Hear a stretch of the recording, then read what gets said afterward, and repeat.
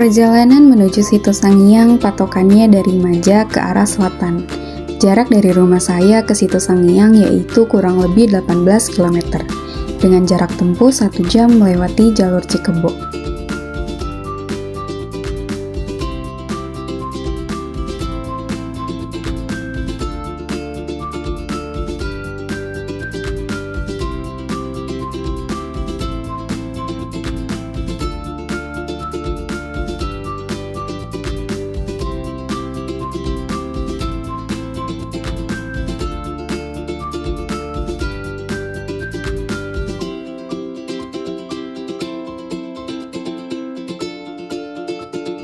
Setelah melewati beberapa desa, akan terdapat gada-gada Desa Sangiang. Lalu belok kiri dan ikuti jalan ini.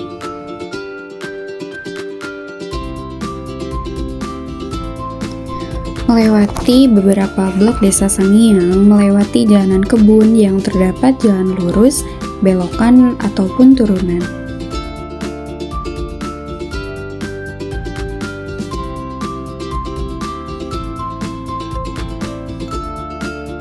Setelah melewati jalanan turunan, nantinya akan tampak gada-gada kecil wisata Situs Sangiang, lalu belok kiri.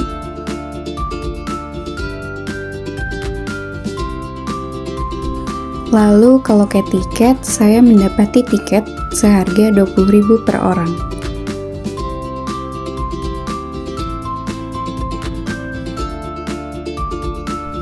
Ini rincian harga tiketnya.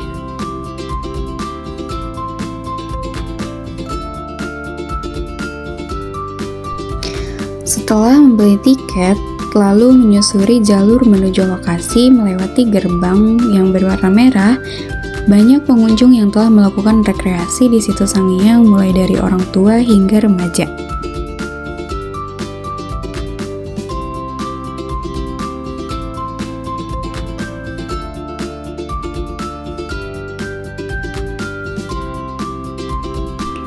Ini dia lokasi Situs Sangiang.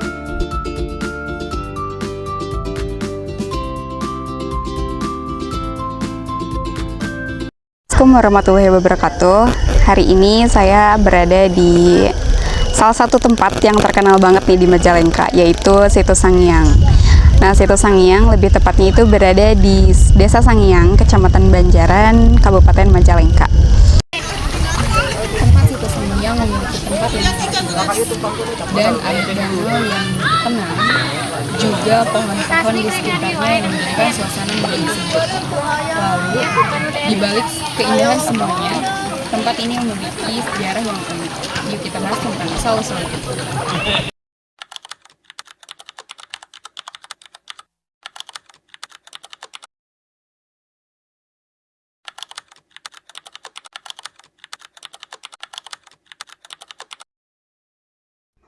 Ikan yang hidup di sini terbilang jumlahnya yang banyak. Satunya Sarip Hidayat. dari mana? Dari Rumah Suci. Apakah Bapak mengetahui sedikitnya asal-usul Situs Sangiang? Ya, sedikit tahu. Bagaimana yang Bapak ketahui? Yang saya ketahui dulunya ini kerajaan Sangiang, Kabupaten Panggura, Sinamparung Gamanggung. Dulunya di sini kerajaannya. Pas waktu itu kerajaannya hilang, terus sama bangunannya katanya tenggelam di sini, terus prajuritnya menjadi ikan lele. Terus untuk beberapa larangan yang terdapat dalam cerita atau artikel yang di Situs Sangiang ini, apakah iya contoh yang nggak boleh gitu diambil silakan gitu? Iya, salah satunya teman-teman untuk pariwisata, kalau nggak ada ikan ini yang wisata sini nggak ada gitu. Berarti mendapat kalau dengan nilai wisata juga ya Pak? Iya. Nah, terus juga ada dianggap air di Situs Sangiang yang mempunyai kekuatan yang najis yang bisa menyembuhkan penyakit atau mungkin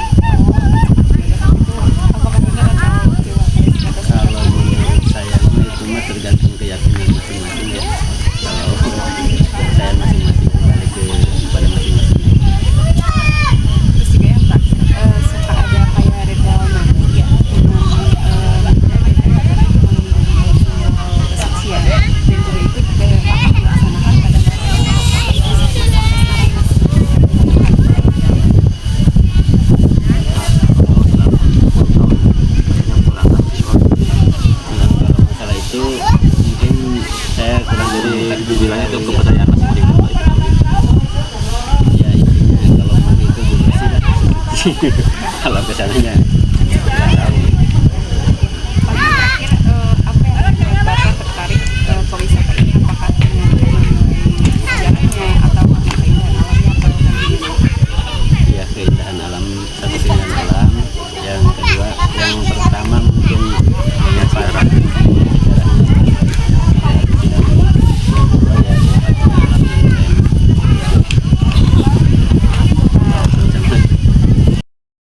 Mengenai mitos ikan di sini dengan larangannya menangkap itu dengan nantinya mendapatkan malapetaka, itu kembali lagi untuk kelestarian alam di sini.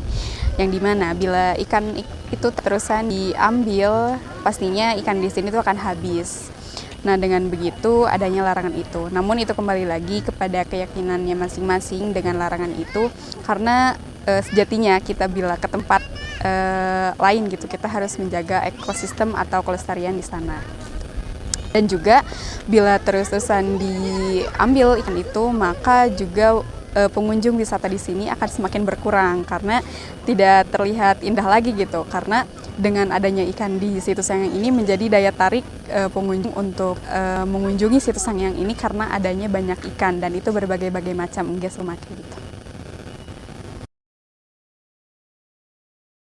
Pengunjung ke sini bukan hanya ke situs Sangyang ini, banyak juga yang berziarah dan berdoa ke makam keramat yang dilalui tadi juga.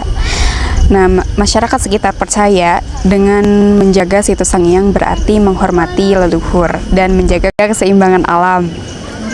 Nah, di sini kita bisa lihat bahwa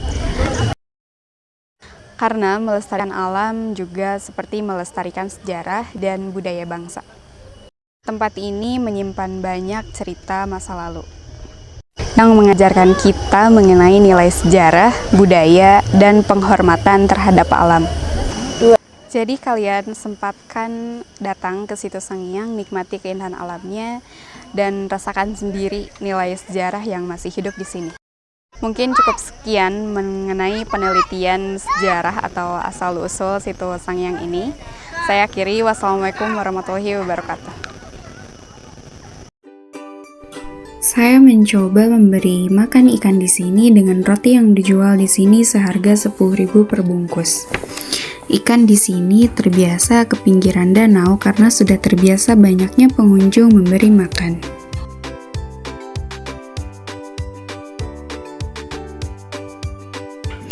Ini jalur ke makam keramat Sunan Parung.